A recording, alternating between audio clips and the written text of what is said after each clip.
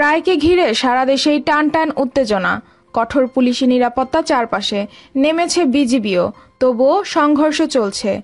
Zia orphanage trust মামলার রায় শুনতে BNP chairperson Khaleda Zia বকশীবাজারের উদ্দেশ্যে রওনা হয়ে মগবাজার হলি ফ্যামিলি হাসপাতালের সামনে পৌঁছালে সেখানে বিএনপি ও আওয়ামী লীগের কর্মীদের মধ্যে ইটপাটকেল ছোড়াছুড়ি ও যুদ্ধাবস্থা।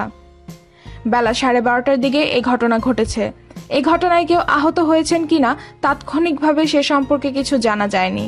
এর আগে দুপুর 11:15টার দিকে গুলশানের বাসভবন ফিরোজা থেকে বিশেষ আদালতের উদ্দেশ্যে বের হন খালেদা জিয়া।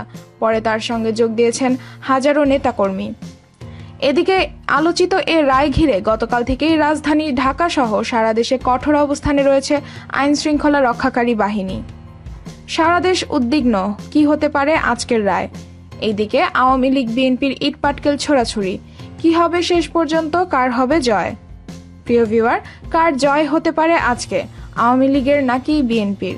আপনার মূল্যবান মতামত অবশ্যই কমেন্ট বক্সে কমেন্ট করে জানাবেন।